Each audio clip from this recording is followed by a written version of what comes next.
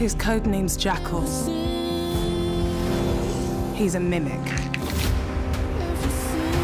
It's so strange, honestly, but the process of making prosthetics is a long one in the sense that it's a dialogue between Mel, our designer, and Richard, our prosthetics designer, and I and Brian, our director, for months. And you see mock-ups, you modulate things, you have trials, and when the makeup's applied, it's layers of the thing. So you sort of, it's weird, it's not like it's not like stars in your eyes when you suddenly sort of see this version of yourself. It's kind of, you see it build, and at each of those stages, everyone's giving kind of feedback. So there was never one great moment, but there was an odd moment often at the end of the day when I would take off all my clothes and I would just be left with this kind of face and hair of a 75-year-old German janitor, and that was a bit strange. Do you know, sometimes I'd go into makeup and there'd be a little bit of your prosthetics, like just sitting in there. A little ball. Left your friend. I'm like, thanks, I finally get to see Eddie today.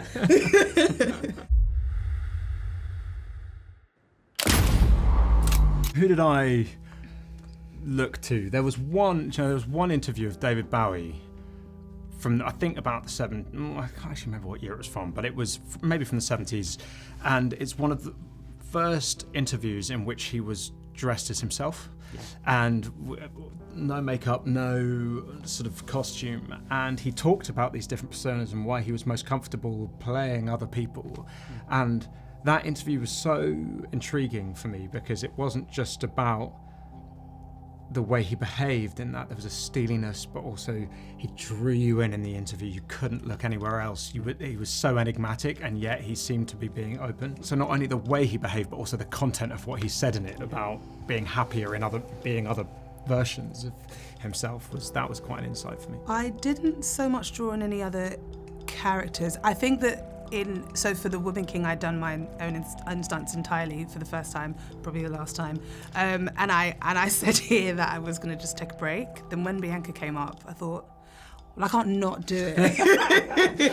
I'm gonna do it, but also I'm tired. My body was like literally crippled. Like I felt like a prune at that point, Lashana the prune. Exactly. And then I had to go back to being a grape. And there's not really much you can. For me, Bianca is very close to where I'm from, my upbringing. She literally lives and grew up round the corner from where I grew up. You don't get much closer to that in character. So I was trying my best to find avenues within myself that led me to question marks of who I am and what I don't do and why I don't do them, and what I'm confident in, what I'm not confident in, and what I speak up on and what I don't speak up on. And Bianca just does not have any filter whatsoever. She is just 100% at all times.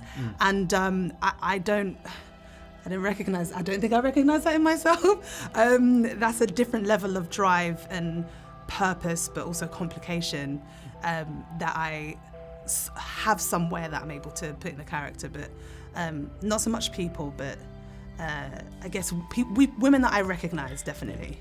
There's only so much I can do to protect you. I will find him and I will kill him myself.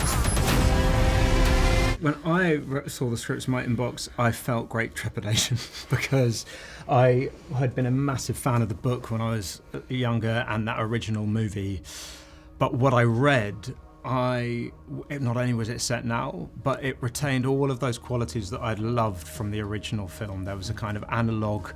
There was about the detail and the craft and the obsession of these two characters. Above and beyond anything, it was just propulsive. I just wanted to keep turning the page.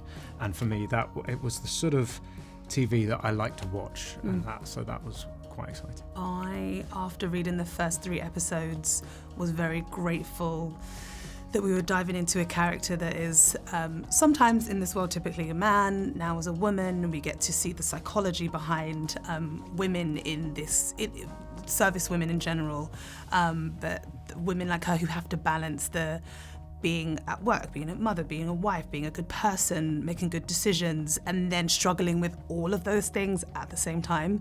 It's the right level of messiness that I was looking for a next role.